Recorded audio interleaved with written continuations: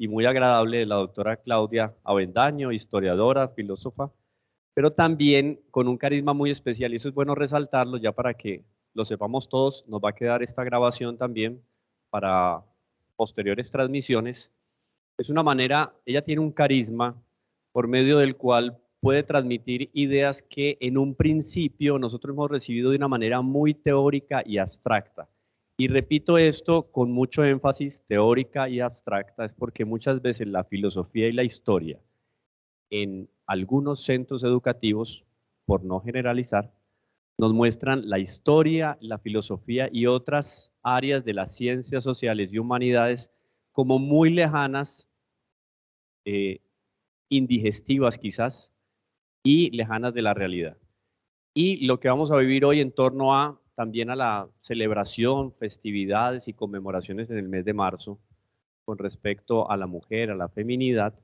También hay unos aportes muy interesantes con respecto a los trabajos que ha hecho de investigación la doctora Claudia, que entre otras cosas nos compartirá el día de hoy, digo, repito, de una manera muy cercana. Así que gracias, doctora Claudia, porque sabemos y comprendemos perfectamente su agenda, cómo es de compleja.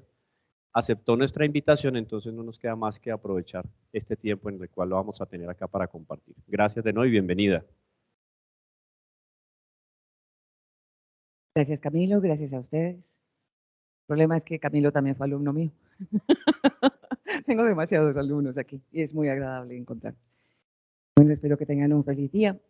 Sí, como decía Camilo, a veces la historia y la filosofía y muchas de las áreas de las ciencias humanas y sociales se pueden convertir en algo tan pesado, tan aburridor, que uno dice, ¿cómo se dedican a estudiar eso? Eso debe ser una gente más aburrida, no deben parrandear nunca, no deben hacer nada divertido, nunca se deben reír.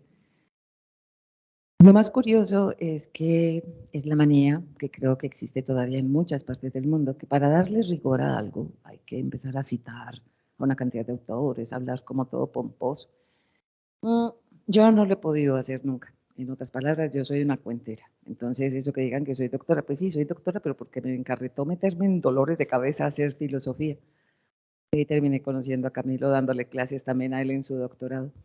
La característica es que hablar de las mujeres es peligroso en ocasiones y más en el mundo del presente, porque hemos llegado a unos radicalismos absurdos donde incluso se habla en términos de feminazis, o alguien no me menciona a las feministas. Yo tengo una particularidad y es que he trabajado mucho género, mujeres, pero cuando trabajo mujeres no dejo aparte los hombres, además porque me divierto mucho trabajando hombres y mujeres.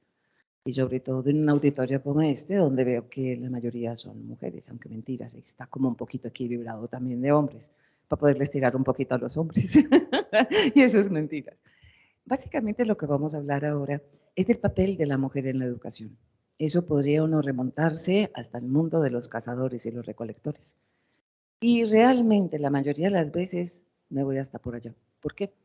Porque hay una particularidad que muchas veces no rescatamos, y es que en el mundo de los cazadores y los recolectores es quizá en el único momento de la historia donde las mujeres han ocupado un papel protagónico.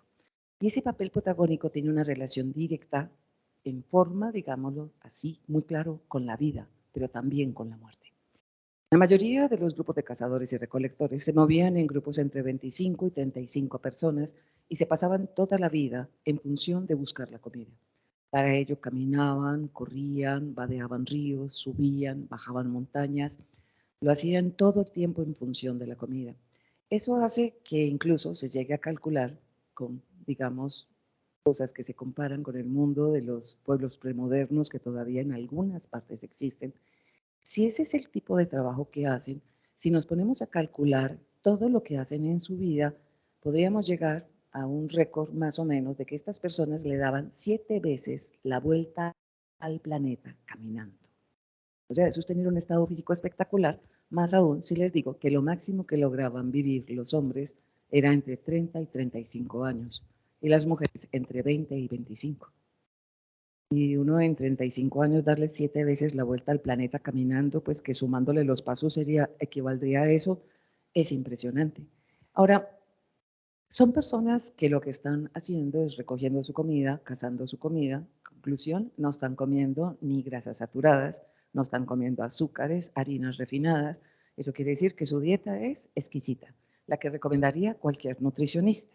No solamente eso, no tienen controles remotos, no se tienen carros, o sea, todo el tiempo están en constante ejercicio. Estado físico excelente, bien alimentados y digamos, un estado físico por ejercicio constante, pues ideal.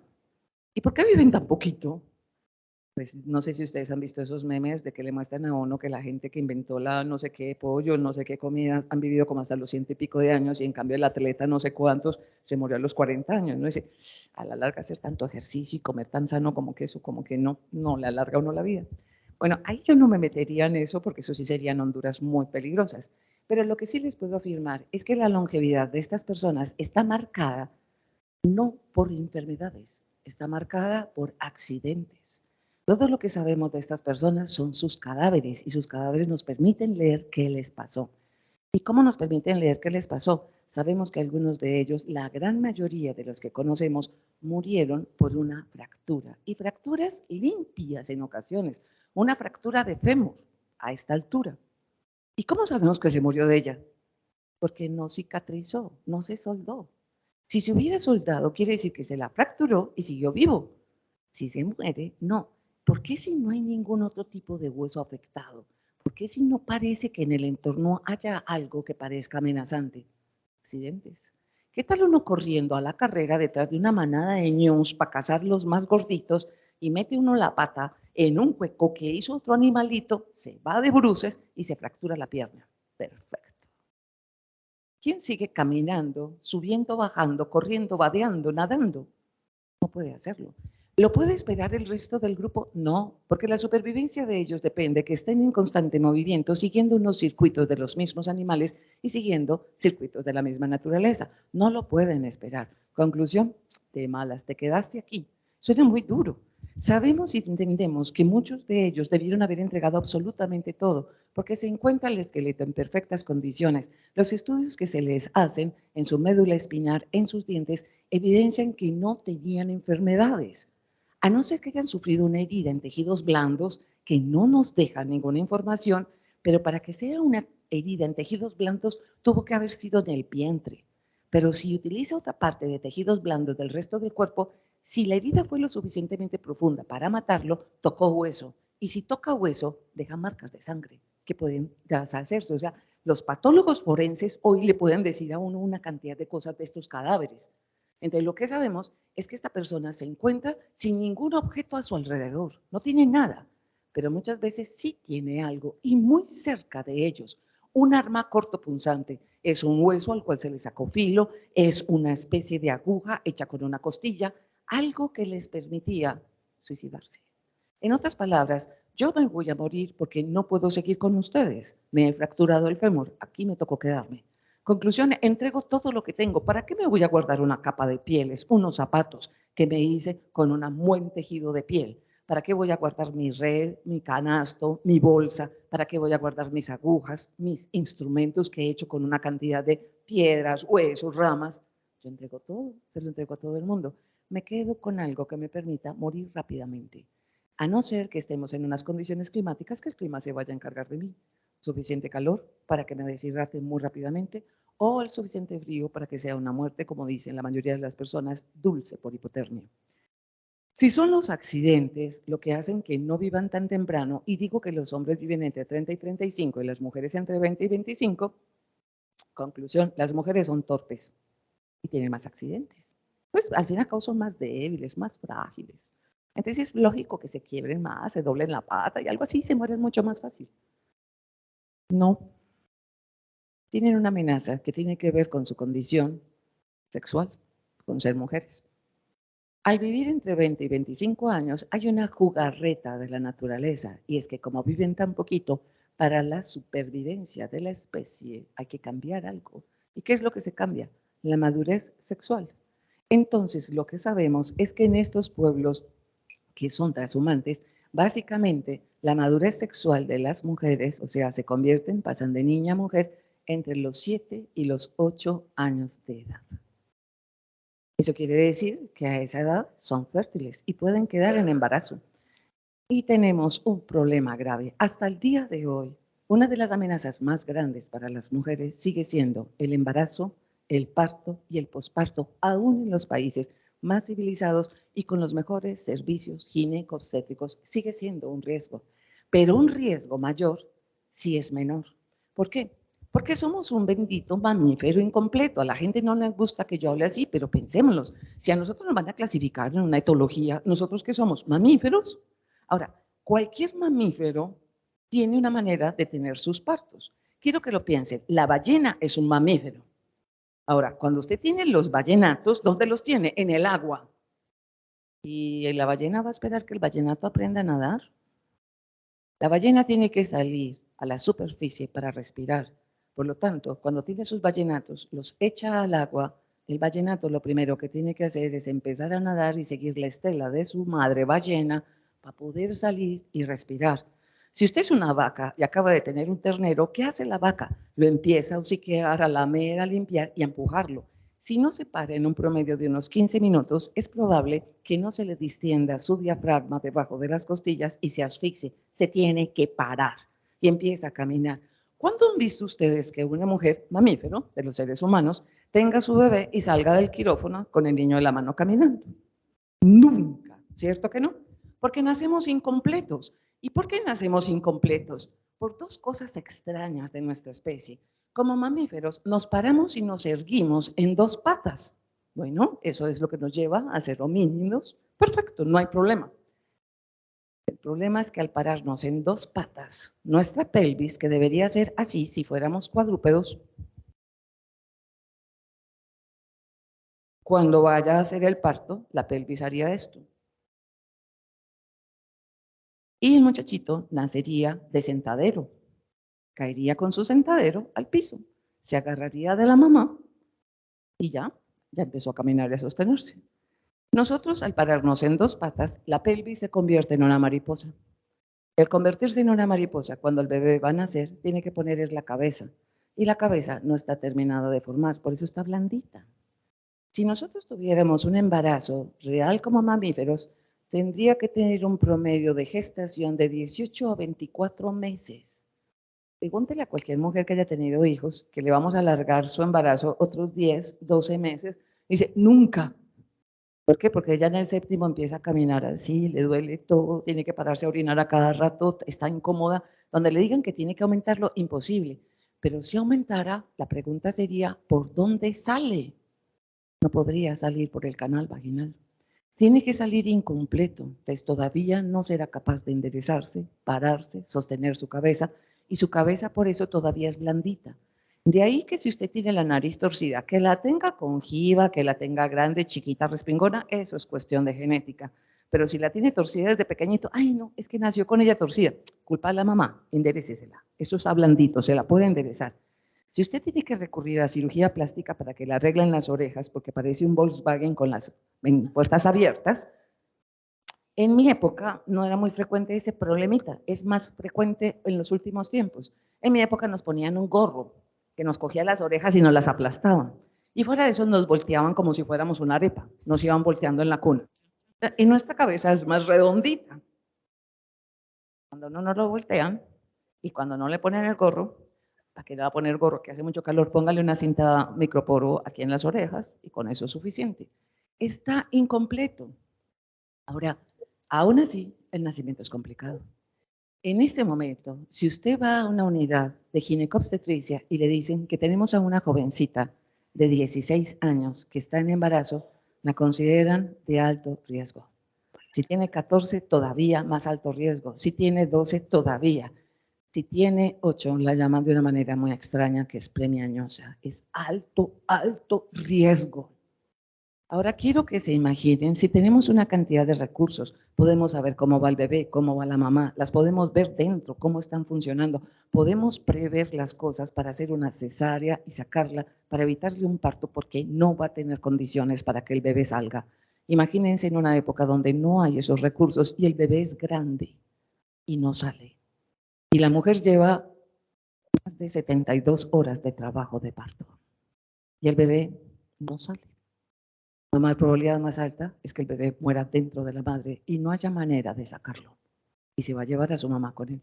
o que la mujer tenga una hemorragia uterina por un rasgón, por una cantidad de problemas que pueden aparecer. Entonces, la amenaza para la mujer es el embarazo, el parto y el posparto.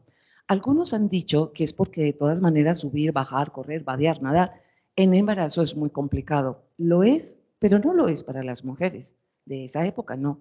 Nuestro punto de equilibrio son las vértebras lumbares y los metatarsos. Eso hace un triángulo muy estrecho. Si usted aumenta un vientre adelante, pues naturalmente por eso se mantienen caminando hacia atrás para tratar de mantener su punto de equilibrio. Eso no les quita agilidad, eso no les quita la posibilidad de correr, caminar, subir y bajar, pero sí en que su equilibrio es mucho más estrecho. Cualquier accidente es mucho más factible si está con un embarazo avanzado. Pero así funciona la naturaleza, con una particularidad. Parece ser que la mayoría de los hombres de esta época no entienden cómo las mujeres son capaces de dar vida y empiezan a mirarlas con una condición de especialidad. Saben que de ellas depende la continuidad del clan y como de ellas depende la continuidad del clan, ellos creen que no tienen nada que ver en esa condición de procreación y las van a convertir en alguien que debe ser cuidado, mimado, protegido, pero empiezan a darse cuenta que además de eso es más especial que ellos mismos como hombres. ¿Por qué? Porque empiezan a mirar la naturaleza y se dan cuenta que la naturaleza es la que da cosas. Da las frutas, da las semillas, da las raíces para que ellos puedan sobrevivir. Hasta el día de hoy, yo les estoy hablando, estamos en el siglo XXI, y les traen a una persona que les habla de un mundo de hace miles y miles de años que no tiene nada que ver con nosotros. ¿Cómo llamamos a la naturaleza hoy, siglo XXI, seres muy, muy modernos, hasta posmodernos somos? Madre naturaleza. Porque sigue siendo dadora, ¿de qué? Dadora de vida. Todavía hoy nos preguntamos si vamos a ser capaces de sobrevivir cuando nos hemos tirado el planeta, cuando el cambio climático, la contaminación, las tierras se hacen cada vez más estériles, las temperaturas cambian y nuestros suelos se vuelven más áridos. La pregunta es, ¿podremos sobrevivir sin la madre tierra que está herida profundamente? Estamos en el siglo XXI, yo estoy hablando de hace miles y miles de años. Esta gente asoció inmediatamente a las mujeres con la madre naturaleza, y la madre naturaleza era la madre nutricia, la que les permitía vivir, por lo tanto era sagrada. Y como era sagrada, había que reverenciarla. Y si tienen a su compañera, compañeras, que parece igual a ellas, hay que reverenciarla y se convierte. Es dentro de esas circunstancias, en esas sociedades, se habla de sociedades de tipo matriarcal.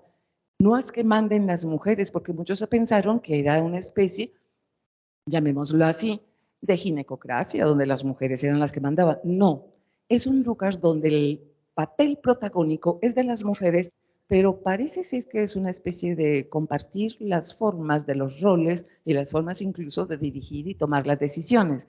Parece, es la conclusión a la que llegan la mayoría de los expertos, en que hay una forma más de poder comunal. Pero resulta que es que esta señora cada vez se va volviendo como más rara. ¿Por qué? Quiero que piensen los que de pronto han vivido en zonas rurales o han paseado en zonas rurales, en zonas del campo, los privilegiados que de pronto hayan estado en los llanos orientales, por ejemplo, de Colombia, o en otros lugares del planeta, donde no haya ciudades cerca. No sé cuántos de ustedes hayan estado en esos lugares en un día de luna nueva, o sea, cuando no hay luna. De noche es hermoso, espectacular, es el cielo, pero cuando uno es citadino, póngase a caminar por el campo en esas condiciones. Nadie camina, uno dice, me voy a matar, y uno es como caminando. A mí alguna vez me pasó en Andes, no estaba muy lejos, Andes, aquí en Antioquia, nos fuimos unos compañeros, nos dijeron que había una señora que se sabía una cantidad de cuentos de espantos, fantasmas, brujas y cosas de estas, y éramos historiadores de tercer semestre, vámonos, nos fuimos para esa vereda, me acuerdo que nos dijeron dónde, eso era una colección de casitas, la señora encantadora de esas que contaba historias ricas y nos pegamos una encarretada con ellas, comer. Cuando nos dimos cuenta que estaban como sirviendo comida, la casa era más bien como humilde, no, pues nos iban a invitar, no, nosotros ya nos vamos, nos están esperando, vámonos. Nos salimos de la casa, pues porque ya pudiera comer, ellos comían muy temprano, y nos quedamos ahí en las escalas de una tienda, la tienda cerró y nosotros nos quedamos ahí conversando. Cuando es que vámonos, sí, y ahí había luz eléctrica. Y cuando salimos 3, 4 cuadras de atrás, ya no había más luz eléctrica. No se veía absolutamente nada. Nada es nada, éramos 4. La única que usaba gafas era yo. Yo he sido ciega toda la vida. Yo soy miope, tengo astigmatismo, ahora tengo presbicia, o sea, ciega del tortazo. ¿Qué hacen los ciegos como yo desde muy pequeñitos? Uno siempre lo primero que hace cuando se levanta es coger las gafas y ponérselas. Pero cuando se levanta por la noche por cualquier cosa, uno no coge las gafas. Uno camina entre sombras y uno sabe dónde están los bultos, no ve bultos. Ese bulto puede ser un ladrón agazapado. Ya no le parece un bulto de ropa, pues, pero uno ve el bulto y uno lo esquiva. Uno a veces ve bultos de colores. Ese color es como rojo, los colores uno los ve bien. Pero uno es capaz de moverse con bultos. Todavía me acuerdo que esa vez yo fui la que guié.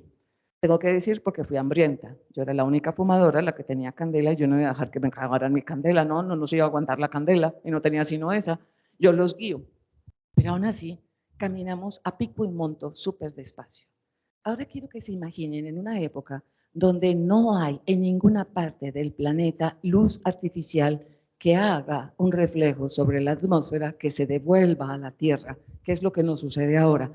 La oscuridad debe ser profunda, las estrellas se deben ver hermosísimas, pero ustedes imaginan lo que es ser un grupo de cazadores y recolectores en una noche de luna nueva, cuando sienta un ruido, los pasos de alguien más, cuando sienta incluso el olor de pronto del almizcle de un animal que usted sabe que es su depredador. Usted también es capaz de afilar su nariz y también tratar de saber por dónde viene el almizcle, pero ¿viene acompañado o está solo? ¿Está de cacería solo o viene acompañado? ¿Por dónde viene realmente? ¿En qué dirección corremos? ¿Cómo nos organizamos?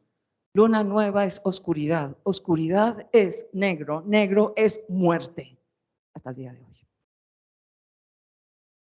Sencillo. Luna llena. ¿Cuántas veces alguno de ustedes se ha despertado viviendo en una ciudad como Medellín o en el área metropolitana y usted se despierta por algo en la noche y le da la sensación de que se les olvidó apagar una luz?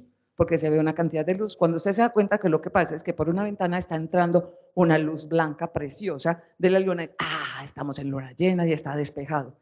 ¿Ustedes se imaginan cómo se debe ver la luna llena en el mundo de los cazadores y los recolectores en un cielo completamente despejado? Espectacular, debe ser hermoso.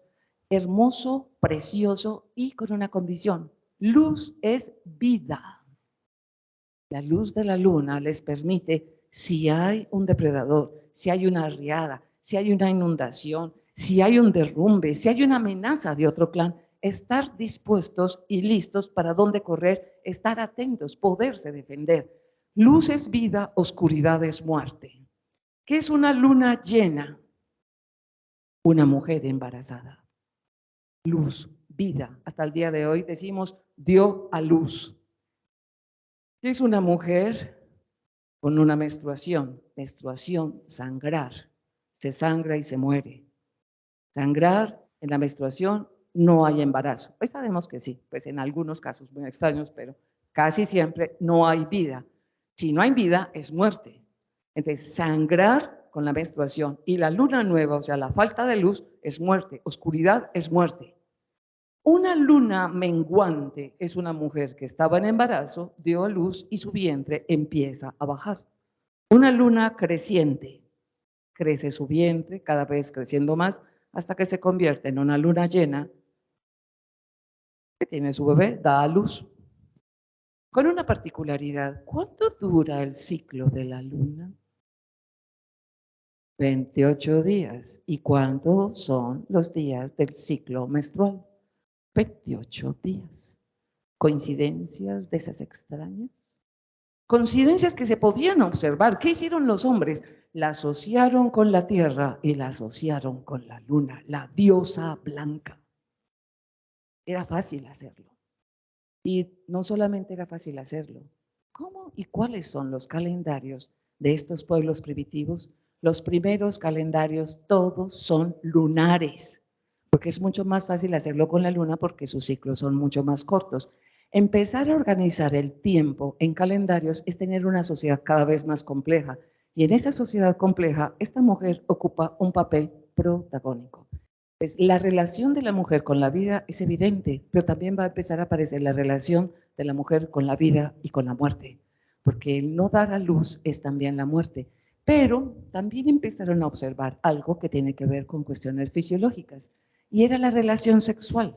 La mujer en la relación sexual, después de su relación sexual y de alcanzar, digamos, su orgasmo, su éxtasis, pues no tiene ningún inconveniente en decir que hay que pintar el techo de la casa, o que va a ir a pintar, o que va a ir a hacer algo. En cambio, los hombres, perdónenme caballeros, pero cuando alcancen su mayor culmen, el éxito, el orgasmo, la conexión, nos encontramos ante una situación que se llama le petit mort, la pequeña muerte.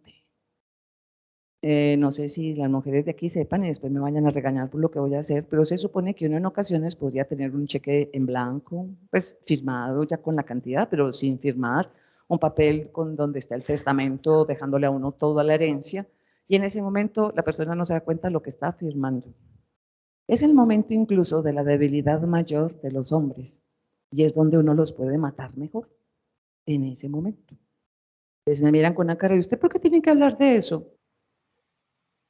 Porque es que la gente no lee las cosas que son entretenidas. Y me dice, ¿usted dónde lee esas cosas tan raras? A los que les interese, les recomiendo el texto de Caníbales y Reyes de Marvin Harris.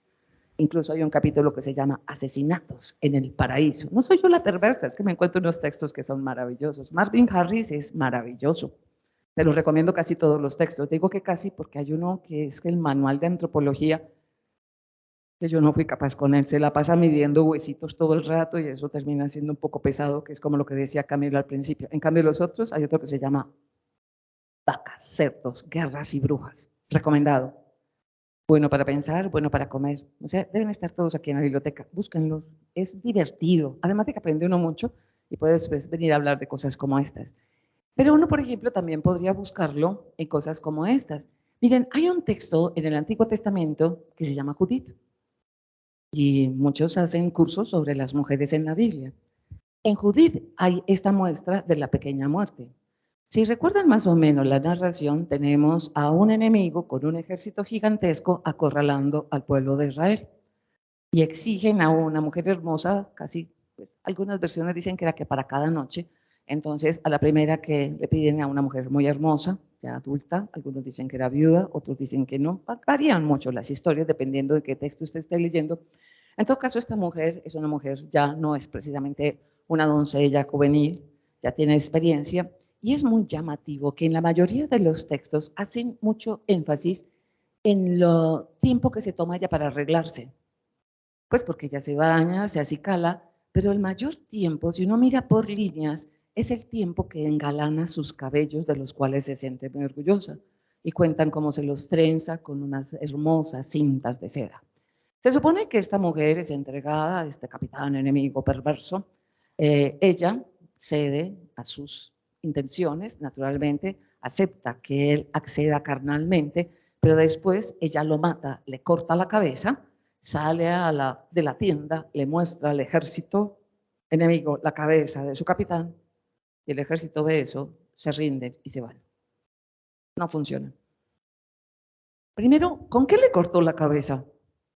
Si es una mujer de un pueblo enemigo, no la van a dejar entrar con armas. Y eso pues uno no le corta la cabeza con un corta uñitas. Eso necesita un buen cuchillo con buen filo. Cortar la cabeza no se hace bien sino en las películas. Porque uno puede cortarla hasta cierto punto, pues siempre se va a encontrar con las cervicales y eso es un problema arrancar la cabeza. Para uno después poderla tener como aparecen en las pinturas, así recreando a Judith con él en la... No, cogido del cabello. A usted no la van a dejar entrar, la van a requisar, le van a mirar, cosas de esas. El tipo este no va a dejar armas cerquita, pues para que ella lo meriende, tampoco. Y además de eso, usted le corta la cabeza al capitán enemigo, se lo muestra al ejército invasor y el ejército se rinde porque mataron al capitán. No, la volvemos pedazos y volvemos pedazos al pueblo que mandó a esta señora.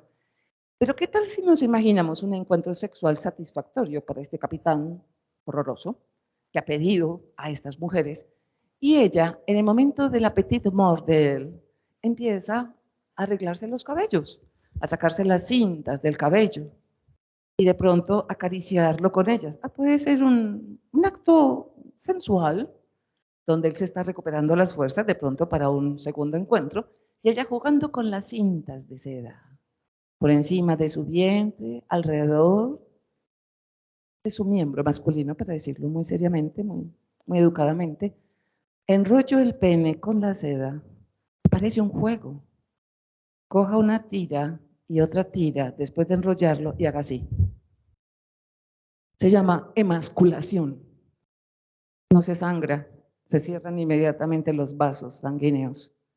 Incluso si usted es lo suficientemente hábil, puede hacer y quitar no solamente el pene, sino los testículos.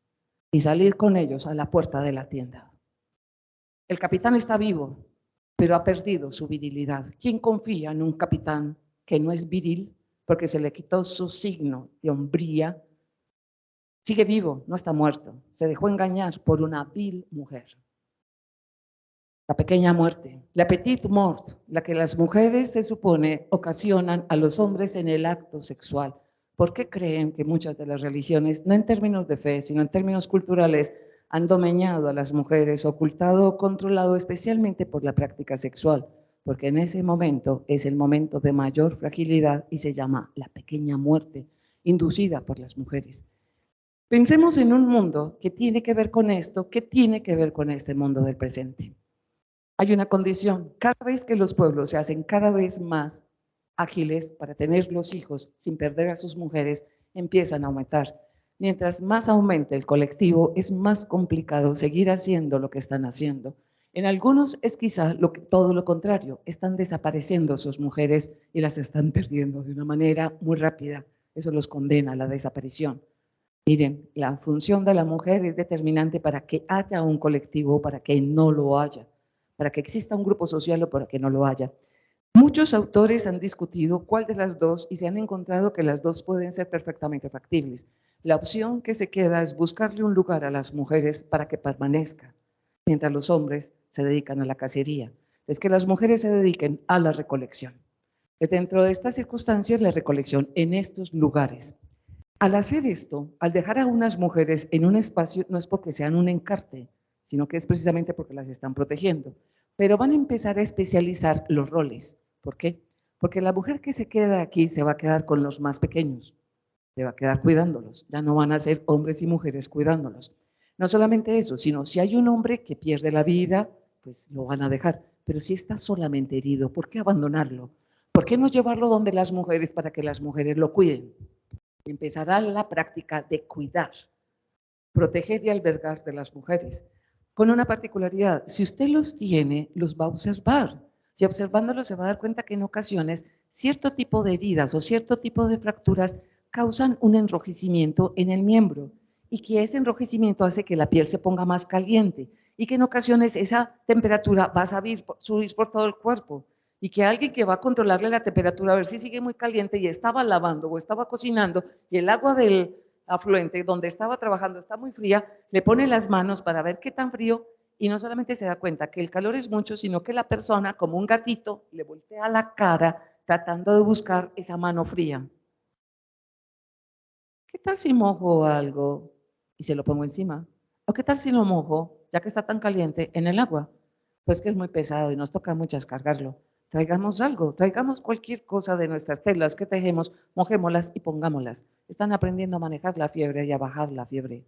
También se van a dar cuenta en ocasiones cuando aparece una infección y empieza a aparecer como un cráter así morado, rojo y con un color blancuzco en la cúspide, con una cosa blanca, verde, que hay veces usted lo ve y trata de mirar cómo está eso y con un medio toque eso empieza a drenar por todos lados y mira a la persona y le dolió en ese momento, pues después es como una especie de descanso y parece que la inflamación cede. No deje que eso crezca así, drene esa cosa como los volcanes que vemos y van a empezar a hacerlo. Se van a empezar a dar cuenta que pueden tratar ciertas cosas, que las pueden observar.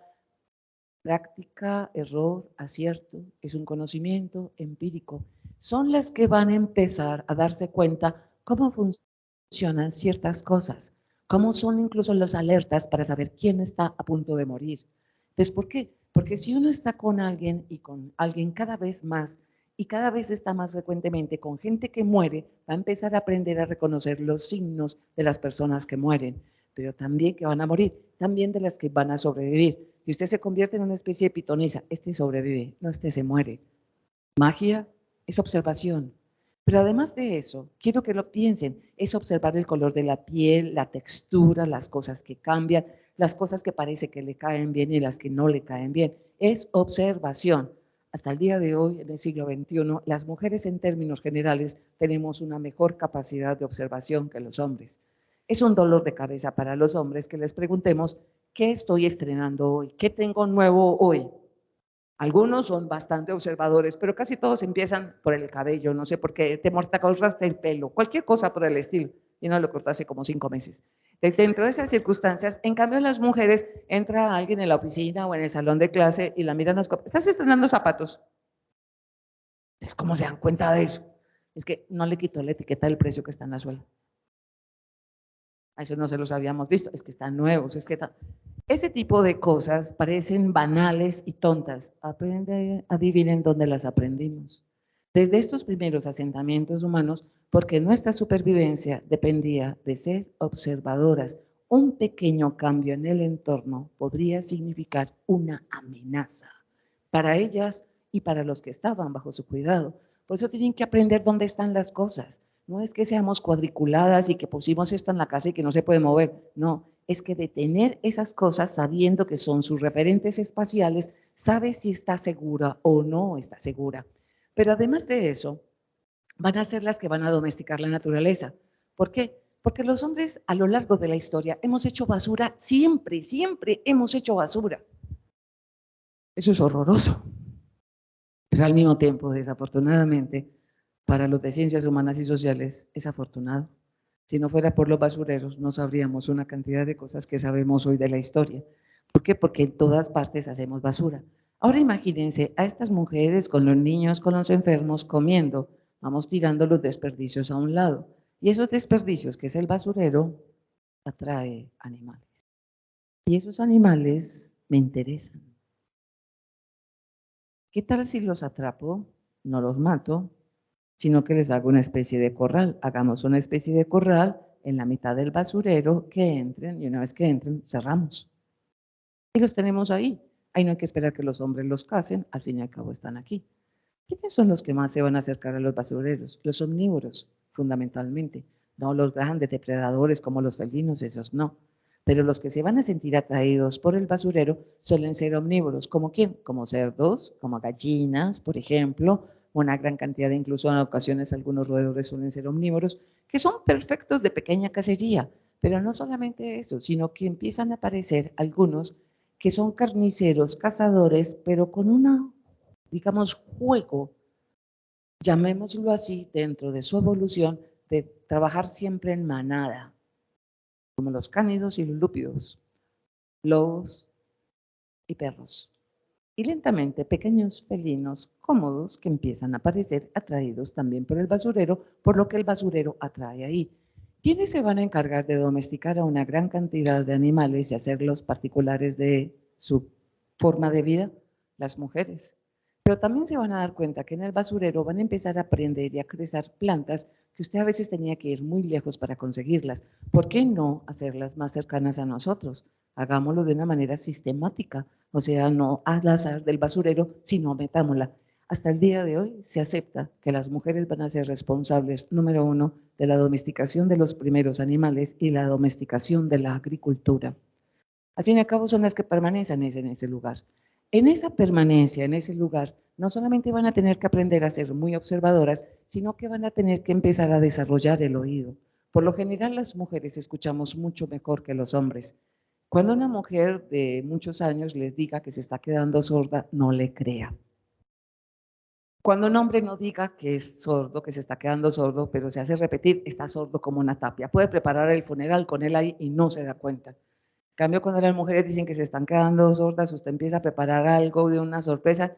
A mí las sorpresas no me gustan. Y usted convencía que no está oyendo. La agudeza auditiva es una cuestión de supervivencia. Esa agudeza auditiva le permitía a las mujeres saber si el niño está llorando y hasta el día de hoy, aunque no se dé cuenta, si está llorando porque tiene hambre, porque le duele algo, porque está asustado, porque simple y sencillamente tiene una pataleta. ¿Por qué la mamá dice, déjelo que eso es una pataleta? ¿Qué le pasó? ese se cortó, le pasó algo. ¿Por qué? Porque aprende a distinguirlo. No, mi mamá tiene un sexto sentido. Mi mamá siempre sabe cuando estoy diciendo mentiras. Bueno, digamos que las mujeres inventémonos que tenemos un sexto sentido. Parece que tenemos 11, todos, hombres y mujeres, que no los hemos desarrollado. La habilidad para detectar que alguien dice mentiras no es una habilidad, es oído y observación. Cuando decimos mentiras, aunque no lo creamos, cambiamos. Nuestro rostro es distinto, la manera como miramos, como gesticulamos es distinta. Para acabar de ajustar, nuestra voz cambia, cambia la velocidad, la dicción, las maneras de hablar. Y la mamá no es que tenga un sexto sentido, es que lo ha tenido usted desde bebé, lo conoce desde que usted aprendió a hablar.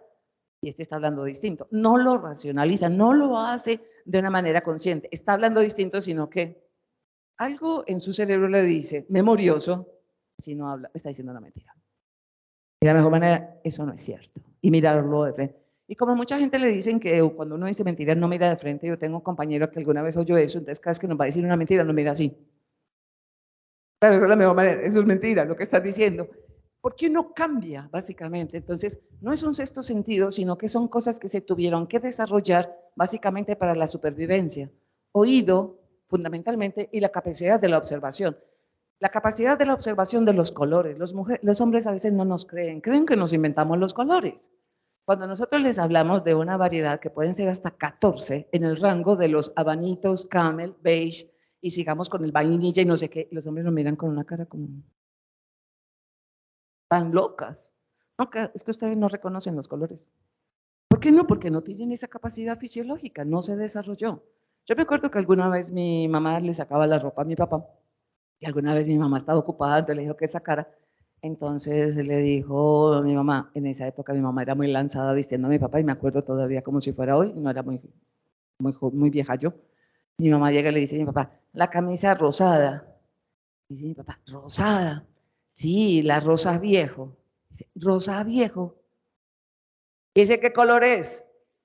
Dice, color carne. Mi papá se quedó callado un rato, al rato le pregunta, ¿carne cruda o cocinada? Mi papá era inteligente. La carne cambia con los colores. La diferencia de los colores es de un recolector, porque en la naturaleza un matiz que cambie puede ser tóxico o puede ser comestible. ¿Quién recoge? ¿Quién recolecta? La mujer. ¿Quién cuando está recogiendo, agachándose a recoger raíces, semillas, se puede encontrar con una especie de serpiente andaregueando? Y usted llega y le dice, si tiene la cruz rojo brillante con 2 aritos amarillos, es venenosa. Y uno imagina, uno haciendo así, ya lo picó, ¿o no? Si tiene el color de no sé qué, ¿cómo hago yo para saber si es serpiente o una culebra? Esta es una falsa cobra.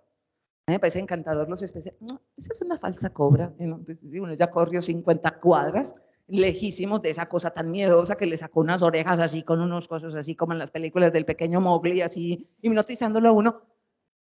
No, es que la que aparece en el libro de la selva de Walt Disney, esa es una falsa cobra. Y no le quita el encanto a la película, pues déjesela así y deje el libro de Rudyard Kipling en paz con esa cobra. Dentro de esas circunstancias, reconocer los colores, los matices de los colores, depende fundamentalmente de la supervivencia de un recolector. Ahora, si es un hombre, el cazador, adivinen qué tiene que agudizar el cazador. Olfato y agudeza visual, porque de eso depende que sea un gran cazador. De eso sabemos que las mujeres no tenemos casi olfato. Pues miren, que no solamente vamos haciendo una selección que no parece natural, pero es de la naturaleza, de nuestro comportamiento, para qué desarrollamos más y qué desarrollamos menos y qué inclinaciones tenemos de uno u otro lado. Y es en cuestión de supervivencia. Ahora, si vamos al grano de lo que tiene que ser esta charla, yo no he hablado nada, porque he hablado unas cosas del pasado y ¿dónde está la mujer en la educación? En ninguna parte. Si ella es la memoriosa, ella es la que permanece, ella está con los niños y la mayoría de las veces se encarga de cuidar los que están llegando a viejos y es la que los escucha. Adivinen quién es la biblioteca, llamémosla en esos términos, de ese colectivo. ¿Quién es la que tiene en la cabeza todos los relatos, todos los cuentos? Además, ella, que está con otras mujeres, ha aprendido de su madre, de su abuela, de su bisabuela, porque en ocasiones podrán estar vivas 4 y hasta 5 generaciones. Y cada una ha aprendido algo en su tiempo y cada una considera que lo que sabe hay que enseñárselo a su hija, a su nieta, a su sobrina, a la vecina. ¿Por qué? Porque así se cocina, así se hacen estos remedios, así se cuidan los enfermos, así se tratan los muertos, así se entierran, así se cuidan los niños, así se preparan para su adolescencia, así se les enseña a obedecer, así se les enseña de dónde venimos, quiénes somos y por qué estamos aquí. ¿Quién les cuenta eso? Las mujeres. Es la memoriosa y es la contadora, la narradora, la que cuenta alrededor del fuego mientras sirve la comida, mientras hace la comida, cuenta historias. ¿Y cuenta qué historias alrededor del fuego? De lo que fueron sus antepasados, de lo que hicieron, qué los llevó ahí, dónde vivieron antes y de dónde se trastearon. Usted nunca estuvo en ese valle. Yo no, pero mi abuela sí. Y mi abuela me contó que llegó otro pueblo que se vestía así, se maquillaba así, tenía estos signos y nos echaron después de una cruenta batalla porque nos atacaron una noche que no había luna. Por eso, las noches que no hay luna, tenemos que estar más atentos por si viene un pueblo enemigo. Tenemos que dejar personas que estén en el alrededor para que sean nuestras alertas. Tendrán que convertirse en nuestros pregoneros y serán nuestros guardianes de la noche. Están jerarquizando, están ordenando, están manteniendo la memoria de los pueblos, pero lo más importante, que es para ellos también la supervivencia, es quién es quién. ¿Por qué? La mayoría de los pueblos aprendieron rápidamente a tener un tabú. Ese tabú se aprende, sí, los tabús se aprenden, no son construcciones que cayeron del cielo, son construcciones que se hacen por procesos de aprendizaje. Todos los tabú hasta el momento, hasta el día de hoy, ninguno ha resistido un análisis detenido. ¿Por qué? Porque todos tienen una razón lógica detrás de ella. El tabú del incesto es obvio. Y es obvio ¿por qué? Porque es empezar a observar que ciertos nacimientos entre personas muy cercanas por el árbol familiar pueden nacer con defectos, defectos que pueden ser dolorosos para el grupo, dolorosos para la persona o que pueden afectarlo. ¿Cómo aprendemos ese tipo de cosas? De la misma manera que dos pueblos que parecen antagónicos en términos de fe, que se suponen que son enemigos, aunque tienen muchas cosas en común, se consideran el pueblo elegido de Dios en la tierra. Bueno, como también como los cristianos, también tenemos al Dios que es verdadero y único, pero estos pueblos que son antagónicos y se matan entre ellos, tienen una cosa en común, el cerdo, tabú, no comen cerdo, los judíos y los islámicos, bastante curioso. Un cerdo en las zonas de lo que se llama el Valle de la Media Luna fértil, no es recomendable comerlo. Porque si el cerdo, que es un omnívoro, y usted lo deja que se alimente de sobras, muchas de estas sobras van a estar contaminadas por los vientos de las zonas desérticas, que depositan arena sobre las zonas de los campos, sobre la tierra, sobre una cantidad de cosas y sobre alimentos. Los cerdos son los únicos que cuando se comen esto, y esto que tienen las arenas, que muchas veces tienen cierto parásito, cuando ese parásito llega al estómago del cerdo, hace una cosa como si hiciera una especie de coraza perfecta, pasa por todos los filtros, riñones, hígado, pasa por los intestinos, perfecto, se mete por el torrente sanguíneo y queda adosado a cualquier parte, a cualquier pedazo de músculo, se queda por ahí. En las vacas, en los herbívoros no pasa, porque los herbívoros primero hacen una selección de lo que comen, no son omnívoros. Además, la hierba, que también puede tener la misma arena que tiene los mismos parásitos, el problema es que cuando llegan al primer estómago de los herbívoros, que son rumiantes, en el primer estómago lo destruye, su sistema, no tiene, la coraza no aguanta. En cambio, en los cerdos sí. Ahora, ¿cómo hace usted un pedazo de esta carne donde hay esta cosa, que es una cosa corazada así y tiene un triangulito en la mitad?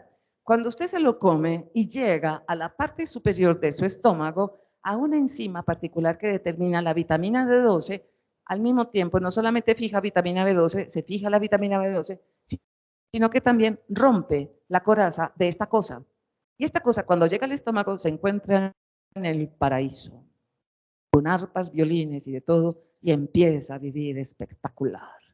Y empieza a sacar una cola larga, larga, larga.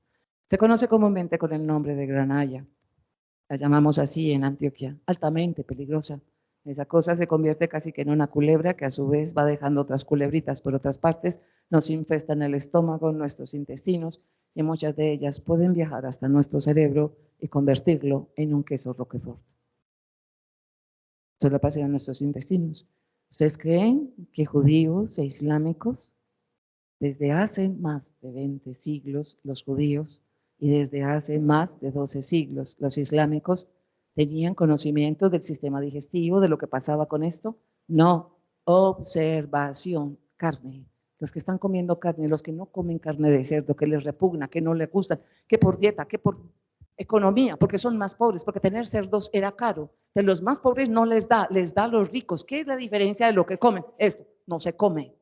Y no se come, ¿por qué? Porque es altamente peligroso. La única manera para usted evitar eso es casi que achicharrar la carne. Y la mayoría de la gente prefiere que la carne le sangre cuando la corta. Dentro de esas circunstancias son procesos de aprendizaje. Adivinen quién aprende que es mejor cocinar la carne bien cocinada. La cocinera. ¿Quién es la cocinera? La mujer. De recetas de cocina, sabiduría sobre medicina, la van a tener que empezar a legar de una generación a otra. El problema es que cuando los pueblos se hacen cada vez más ricos y más poderosos, surgen dos problemas. Uno, hay que expulsar a los hombres. ¿Por qué? Para evitar la endogamia, eso que estábamos hablando del tabú del incesto. Hay que expulsarlos cuando lleguen a la adolescencia, para que consigan pareja en otros lugares. Además, para que no se concentre tanta población aquí, porque el valle deja de ser autosuficiente. Entonces, expulsemos a los hombres. Y cuando los hombres se expulsan, pierden la tierra. Los dioses son de la tierra, los dioses son femeninos, los dioses son de la superficie. Le quitan la tierra, le quitaron su dios, le quitaron su referente religioso. Muchos de ellos se sienten como si fueran malditos, han sido desconocidos por su pueblo, se sienten amargados, pero muchos dicen que hay una sola cosa que permanece, el cielo. Y adivinen para dónde se trastearon los dioses. Para el cielo, que parecía más inmutable, para alguien más claro y más creíble, el sol que la luna, que es tan voluble que cambia de cara. El sol al menos no cambia de cara. No solamente eso, la tierra no es honorable, la tierra no es fiel, porque es que la tierra responde a la mano que la cuida. Entonces el invasor llega, la arrasa, se queda con la tierra y la empieza a cuidar y la tierra le produce lo más de bonito. Y así son las mujeres, que se quedan con los hombres y con sus hijos que se los dan a estos hombres. La mujer es como la tierra que es traidora, el cielo permanece, el cielo es estable, el cielo es único y aparecen los dioses del cielo.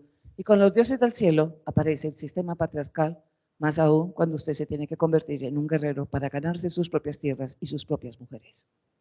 Cuando aparece la guerra organizada y articulada con los dioses en el cielo, desaparecen los dioses de la tierra y la preeminencia de las mujeres y las sociedades matriarcales.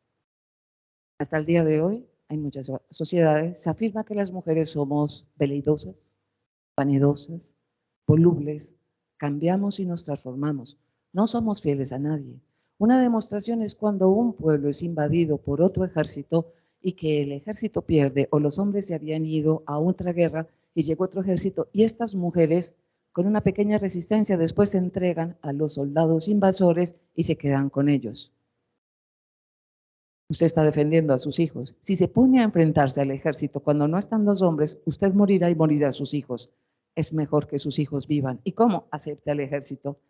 De pronto hace un buen cambio y le gusta más el ejército, pero de pronto también podemos esperar la noche placentera, que es el momento de matar. Con una particularidad, las mujeres ya no van a ser como Judith, van a empezar a aparecer los asesinatos hasta el día de hoy de las mujeres, que eso nos mete en problemas hasta el día de hoy. No sé si ustedes sepan, si una mujer mata a su compañero, tiene una pena que es el triple en casi todos los estados de derecho del mundo occidental. En cambio, si un hombre mata a su pareja, tiene un tercio de la pena que le dan a una mujer. El sistema es patriarcal, machista. Las mujeres planeamos el homicidio. Y como planeamos el homicidio se convierte de otra categoría. En cambio, el hombre responde a un impulso instantáneo, le dio un puñetazo, la estampilló contra la pared, le fracturó la cabeza y el cuello, se murió. La sacudió, Hay un libro que se llama Mi hija Marie y la descripción es impresionante porque es una directora de cine, Marie Trintignant, dirige a su hija y no se da cuenta que su hija está siendo maltratada. Pues si ella es la que la filma todos los días y no se da cuenta de los moratones ni nada de eso. Su esposo, ¿saben cómo la mató? La sacudió y con eso la mató. La sacudió tan fuerte, ella era muy bajita y muy delgadita y él era gigantón, un rockero grandote francés. La sacudió que le movió el cerebro contra las paredes del cráneo. Cuando ella se desmayó, él la acostó en la cama, la cobijó y se fue a parrandear. La inflamación cerebral la llevó a su muerte. La sacudió, él no le iba a matar. Si hubiera sido ella, ella tiene que pensar en, con un cuchillo no, con un martillo tampoco, con un garrote tampoco, con una estrangulada tampoco, hay que esperar que se duerma, mejor ayudémoslo a dormir. ¿Cómo? Hay que emborracharlo. Pronto se me despierta. Casi siempre las mujeres utilizamos hasta el día de hoy veneno. Es un arma que es la más tradicional de las mujeres. Y lo que usted hace es invitarlo a comer. Entonces usted tiene que conseguir el veneno, cocinar y ofrecérselo y preguntarle si quiere otra tajada de torta de almendras. No sé si sepan, pero el arsénico huele a almendras. Esa es una buena manera de intoxicar a alguien con arsénico. Y si usted lo va a quemar cuando está dormido, necesita conseguirse el combustible para echarse. Entonces siempre el delito va a ser así. Entonces quiero que lo piensen. ¿Por qué estoy hablando de esto? Porque las mujeres, ¿de dónde han aprendido eso? Lo aprendimos porque somos mujeres y porque somos perversas, porque hay una relación social con nuestros procesos de aprendizaje y nuestras relaciones que vienen desde el mundo, donde los soldados invadían los pueblos, se apropiaban de las mujeres y de los hijos y tuvieron que aprender este tipo de recursos que hasta el día de hoy se mantienen. Y usted puede observarlos desde un pasado muy remoto y son prácticas que se siguen teniendo. ¿Cómo se obtiene esto? Son procesos de enseñanza, son procesos de aprendizaje. Y la mayoría de estos procesos de aprendizaje culturales han sido de transmisión oral, porque muchas mujeres estuvieron separadas del ejercicio de la lectura y la escritura porque era peligroso en manos de ellas. Entonces, ¿qué hicimos las mujeres? Transmisión oral, una transmisión oral de generación en generación, que hasta el día de hoy tenemos. Aunque hayan cambiado muchas cosas sociales, hasta el día de hoy, cada vez que ustedes se reúnan en sus casas, por un Día de la Madre, por un 24 de diciembre, por un 31 de diciembre, por el cumpleaños de alguien de la casa, fíjense cuando las reuniones de la familia, que han invitado tíos, primas, novios, de todos, ¿dónde terminan las mujeres? En la cocina. Aunque usted haya pedido la comida preparada y lista, porque está preparando los platos, los pasanticos, ¿dónde están las mujeres? En la cocina. ¿Los hombres dónde están? Fuera de la cocina. Cuando un hombre llega a la cocina por una cerveza y se encuentra con todas las mujeres, empieza como, no, venga, porque están todas a las carcajadas. ¿De qué se ríen las mujeres cuando están juntas? De ellas mismas y de los hombres. ¿De qué hablan las mujeres cuando se están riendo? ¿De sexo? A lo mejor. O a lo mejor están hablando de una metida de pata, de una cosa que no le han contado a su pareja. Están gozando y disfrutando su compañía. ¿En dónde? En la cocina, sentadas en el pollo, sentadas en la mesa, en otro lugar, contando historias. Y cuando llega el hombre que se siente, entra aquí, no estamos hablando de nada miedoso. Estamos hablando de María, la prima de tu cuñada. ¿Quién? María, la prima de tu cuñada. ¿Cuál prima? ¿Cuál cuñada? Y mientras él organiza quién es la prima de la cuñada de quién, para saber quién es María, usted ya le contó que es que se casó por tercera vez y usted cuando por fin lo logra desenredar, y es que ya se había casado otras 2 veces. Estuvimos en el primer matrimonio. ¿Sí? ¿Cuándo? Las mujeres sabemos quién es hijo de quién lo tuvo. Las mujeres se casaron antes de que naciera. Tan mala. Ya le están contando con los meses cuánto le va a salir el embarazo. ¿Quién se casó con quién es hijo de quién, el primo no sé qué? Y nosotras las mujeres hablemos de eso. Linajes de las familias, como lo hacíamos siendo cazadores y recolectores. La que está haciendo y sirviendo la comida y le dice a alguien, hey, ¿y vos cómo haces eso? Pues yo lo hago y cuando lo va a servir, eso se me parte. No, es que está ahí un secretico. Vea, usted coge primero la coca, la mete como si fuera el baño María en agua bien fría y son todas, ven y contame, ¿qué? Y no somos grandes cocineras, pues nos están dando un secretico de años. Estamos enseñando cómo se cocina. O es que no, que es que alguien que no vino, que porque es que llevan no, es que esa tos no se quita con eso. Va, esos remedios lo que hacen es que lo ponen a uno tomareado. Eso no es sino que se vaya para la plaza de mercado. En la plaza de mercado se consiguen las hojas del eneldo, le suma romero, le hace no sé qué, y le pone miel, y le empieza a hacer, y está dando recetas de cocina, pero está dando recetas para aliviar, de remedios, de medicamentos. Lo seguimos haciendo hasta el día de hoy. Esa camisa tan bonita, a esa le hice yo. ¿Usted la hizo? Y esos bordados también.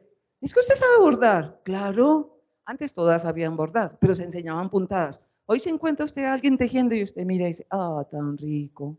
Porque es que me voy para la costa y yo he visto unas cosas en crochet tan bonitas. Venga, que eso es muy fácil. Y están todos en reunión y hay 2 o 3 tratando de aprender con una aguja, enredando hilos y haciéndolo. Seguimos haciendo un ejercicio, pero si lo piensan, es un ejercicio doméstico. Es un ejercicio doméstico que durante muchísimo tiempo no se le ha prestado atención. Ahora, si eso lo podemos traer ahora, en este momento, llevamos más o menos 25 años, donde llevamos de un proceso gigantesco de siglos, donde el sistema patriarcal ha dicho que las mujeres debíamos ocupar un lugar en lo privado, no en lo público, donde se ha dicho en ocasiones que las mujeres somos incompetentes mentales, que no tenemos la misma capacidad, no se nos ha permitido acceder a ciertas formas de educación o de trabajo, pero resulta que eso empieza a cambiar con los movimientos sociales y empieza a cambiar con las formas de trabajo. La revolución industrial es democratizante. No importa si es niño, niña, viejo o vieja, mujer, hombre, si tiene pecas, vino tinto sobre piel verde y trabaja, que trabaje. Mientras produzca, bien. Que le vamos a pagar menos, eso es otra cosa. Pero todo el que produce, consume. Y todo el que va a consumir, tiene que producir. Ese es el sistema capitalista, democrático por excelencia. Ahí aparecemos las mujeres, pero las mujeres de todas maneras siguen ganando menos, siguen teniendo trabajos distintos, pero empiezan los procesos de organización y unos procesos de adaptación al mundo de los hombres afuera. Y en esa adaptación de los mundos afuera, ellas empiezan a aprender y lo empiezan a enseñar en sus casas, en sus espacios de lo privado, y eso se empieza a enseñar. Y cuando se empieza a enseñar, se empiezan a organizar una gran cantidad de grupos de mujeres donde dice, no solamente es en lo doméstico, es también afuera donde los vamos a reclamar y reclamar nuestras condiciones. Pero si dejamos aparte esto, que es lo que yo quiero hacer el énfasis, hace más o menos 50 años, desafortunadamente, se viene preocupando realmente un grupito de nada más identidades por nuestro planeta. Más o menos a finales de la década de los años 60 se empiezan a hacer las primeras alarmas en forma. Tenemos que decir que había alarmas desde el siglo XIX, pero eran voces en el desierto. Lentamente fueron más, pero seguían siendo voces en el desierto. En la década de los años 60, con los movimientos de las revoluciones de jóvenes como ustedes, que empiezan a hablar del planeta, que empiezan a hablar de los ecosistemas, de la ecología, y que empiezan a prestarle atención a esas voces solitarias del desierto, empiezan a preocuparse por el planeta y el futuro de nuestra casa, el planeta. Pero eso es moda, es de los jóvenes que es que no saben de qué están hablando, que es que se pueden dedicar a hablar de esto, medio a filosofar. Lo hemos pasado y hace 50 años aproximadamente se empiezan a lanzar los primeros gritos de advertencia. Vamos por un mal camino. El mal camino es que está subiendo la temperatura del planeta. Cuando sube la temperatura del planeta afectamos las aguas, no solamente las aguas, los cuerpos salados, sino los cuerpos dulces. Afectamos los cuerpos inertes que llaman ellos a las aguas congeladas, a los glaciares. Y empiezan a decir, los estamos perdiendo. No hay vida en este planeta sin agua. Valdría la pena decir que 2 hambrunas de forma simultánea y una hambruna anterior entre el 58 y el 61 en China, pero las hambrunas simultáneas en África, en Biafra, en la parte occidental y en la parte oriental con Etiopía, empezaron a decirle a la gente, algo está pasando aquí, preocupante. En esos 50 años, las voces empiezan a ser cada vez mayores y cada vez la advertencia empieza a ser más y más señalando de que hemos ido erosionando mucho nuestros suelos, los hemos ido desgastando, les hemos ido quitando su capa protectora, hemos empezado a mirar y a tratar de comprender cómo ha sido ese proceso de destrucción y hacia dónde nos lleva. Pero mientras unos están haciendo así, otros se dedicaron a pensar ¿por qué en ciertos lugares parece como si los ecosistemas mantuvieran ciertos equilibrios? Y empiezan a buscar y resulta que son comunidades que han sido menospreciadas porque se supone que no han llegado a su, digamos, modernidad, porque son comunidades nativas, de nativos americanos, porque son indígenas, porque son grupos de mujeres aisladas en ciertos lugares que hacen productivos los suelos, que pueden seguir pescando, que sus aguas están más limpias, y que cuando se acercan a ciertos procesos de progreso es lo que las parece que dañarán las cosas, pero no. Porque nos vamos a empezar a encontrar señalamientos con el dedo de lugares con una congestión de gente, de residuos, de basura, de dinámicas de producción, como Nueva Delhi, en grupos de mujeres viudas, separadas, porque no optaron por la muerte con sus maridos, entonces, bueno, eso ya estaba penado por la ley, de todas maneras, culturalmente las separan, las segregan, y estas viudas logran sobrevivir de una manera bastante sorprendente, haciendo que sus huertos, en un mundo altamente contaminado, produzca mejores productos que los de los demás. No solamente eso, en la misma región de la India, en Bangalore, van a descubrir que los que son de la casta de los parias, de los intocables, la mayoría de las mujeres, aun siendo mujeres de los parias, los intocables, se dedican a la producción de ciertos alimentos agrícolas en lugares donde a otra gente no les da nada. Magia. La magia de los intocables, la magia de los parias. Cuando la gente empieza a mirar la magia como los tabú debe tener alguna explicación, en alguna parte somos exigentes para que sea la razón la que nos explique las cosas de la magia. Y nos empezamos a dar cuenta que son mujeres que no tienen nada de educación, son analfabetas. O sea, hay que despreciarlas porque no tienen ningún tipo de educación. Cuando, sorpresa, sorpresa. Muchas de estas mujeres están llevando a cabo prácticas que tienen miles de años. ¿Cómo demonios siguen haciendo y manteniendo vivas esas prácticas?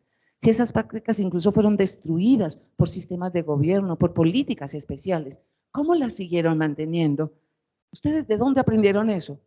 Mi abuela, mi mamá, mi tía, mi bisabuela. Mi abuela está viva, si quiere le preguntamos a ella dónde aprendió. ¿Usted dónde aprendió a cómo tratar la tierra así para que producir esas berenjenas? Mi abuela. ¿Su abuela? Sí, y mi abuela también está viva. ¿Cómo así que la abuela de la abuela también está viva? Sí, tiene como 105 años, pues ya sigue viva. Es que ella es flaquita, pero ella está bien.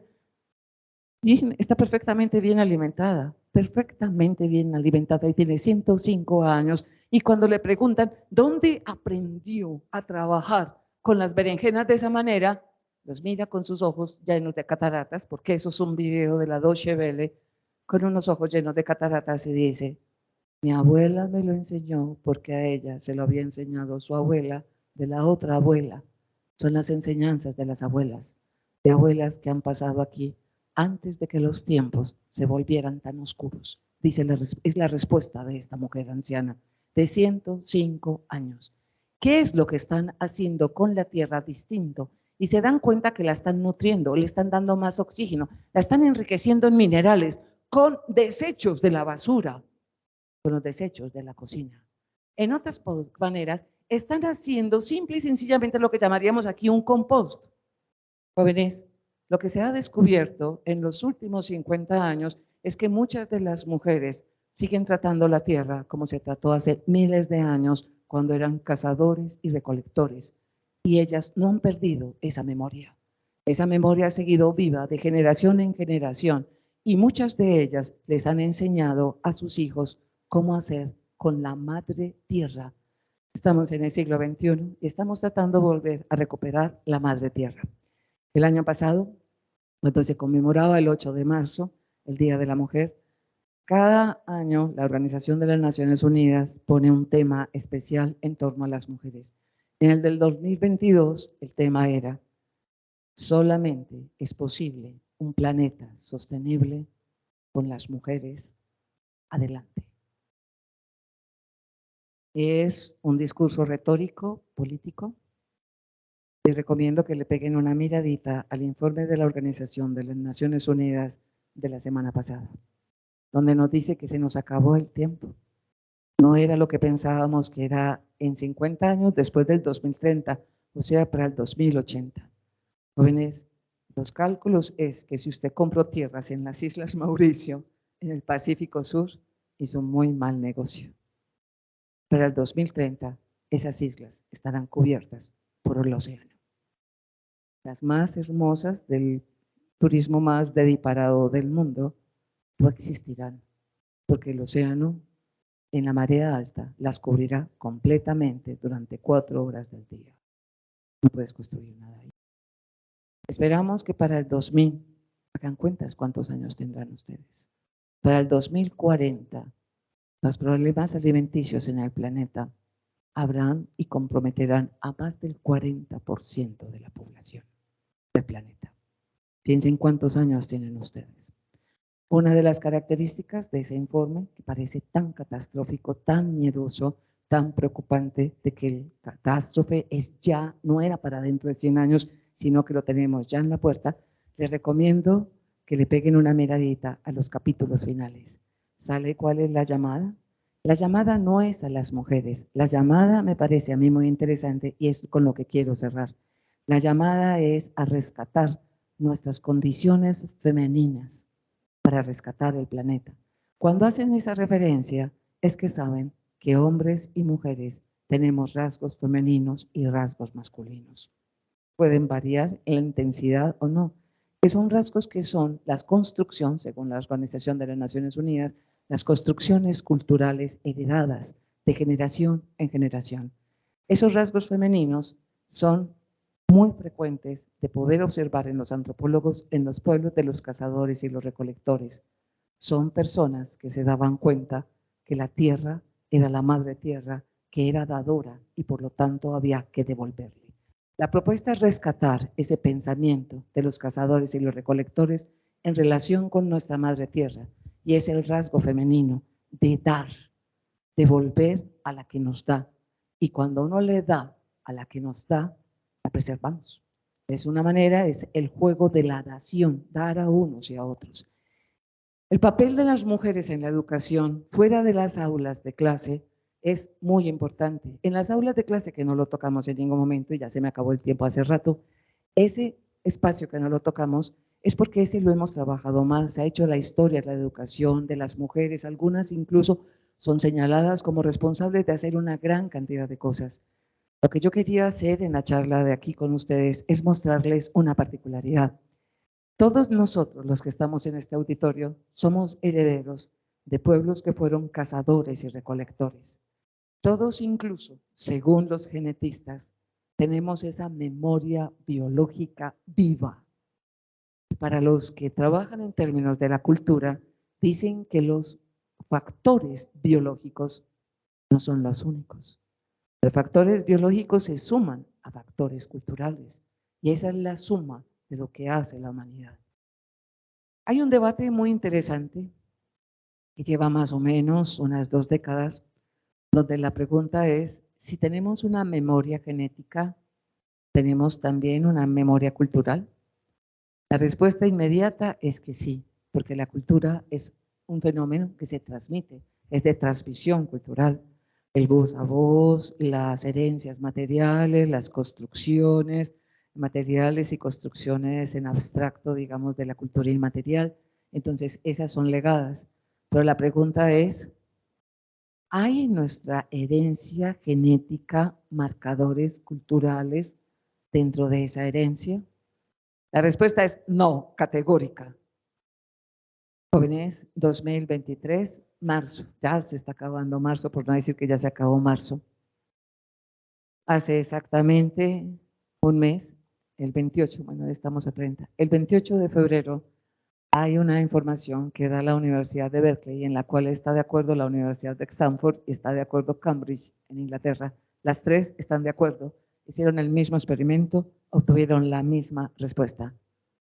En nuestros genes no solamente guardamos una memoria genética viva, celular, sino que en nuestros genes guardamos una herencia cultural. ¿Cómo lo demostraron? Respuestas. Lo hicieron con estudiantes de la edad de ustedes durante 10 años y empezaron a manejar cosas que tenían que ver con un pasado remoto y que sabían a qué estaban asociados. Música, artes plásticas, sobre todo arte rupestre, olores, comidas y productos. Y cierto tipo de narraciones, y después le pedían a las personas que dibujaran o escribieran un pequeño textico de 3 párrafos. Personas que no solamente eran de Berkeley, Stanford y Cambridge, sino que escogieron estudiantes de esas universidades porque reciben estudiantes de todo el planeta. Entonces escogieron estudiantes que venían de todos los lados del planeta para este ejercicio. Más de 350 estudiantes. Jóvenes, y la conclusión a la que llegaron es que todos tienen una especie de memoria cultural también. Ciertos sonidos que son de chamanes del Neolítico, todos los reconocen. ¿Y saben qué? Es un sonido que se produce con un pequeño tambor. Y todos, al escucharlo, el sonido en qué lo hace pensar. ¿Saben cuál fue la respuesta de todos? Viento.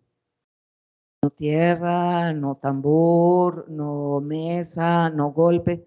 Viento, viento, viento, viento. Para todos es viento, viento, viento. Jóvenes, la mayoría de los chamanes desde el mundo siberiano, que son los primeros que aparecen y todos los demás van a ser llamados chamanes por el nombre de ellos, el tambor que se usa para poder traspasar de un mundo de los vivos al de los muertos, porque el chamán es psicopompo, utiliza lo que se llama el tambor de la vida, que es una piel tensada sobre un entramado que parece el tronco del árbol de la vida, por eso lo llaman así.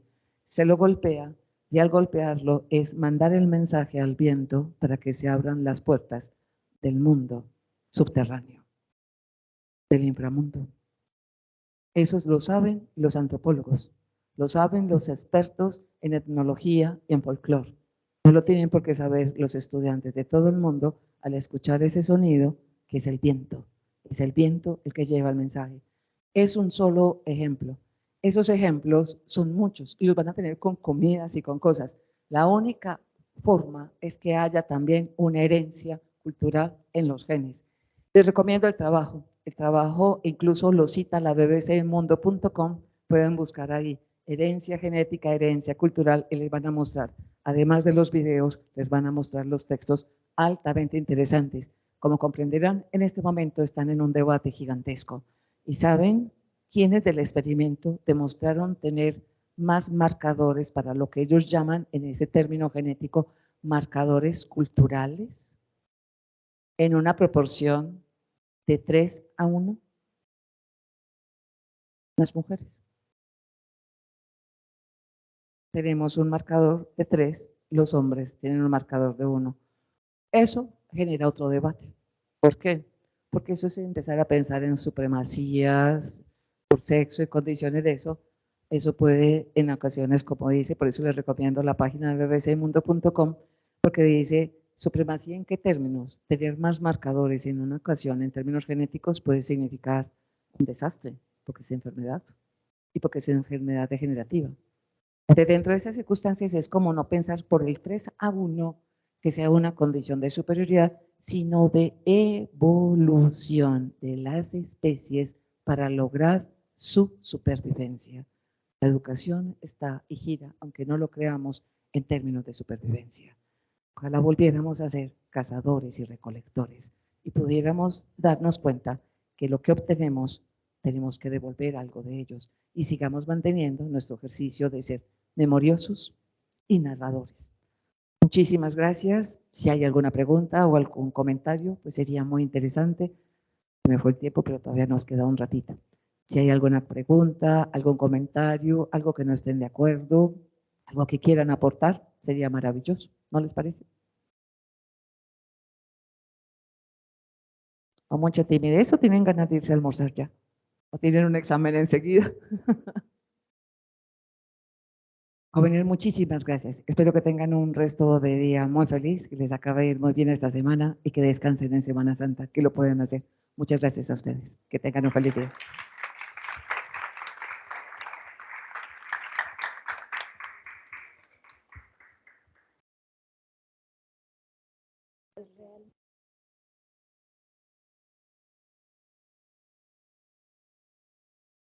Gracias por la participación. Ya como con cada uno de sus docentes se encargarán de hacer como la actividad académica o calificativa, pues que obviamente va a depender de este ejercicio. Si no tienen más preguntas, entonces damos por finalizado este evento y muchas gracias a todos ustedes por la participación.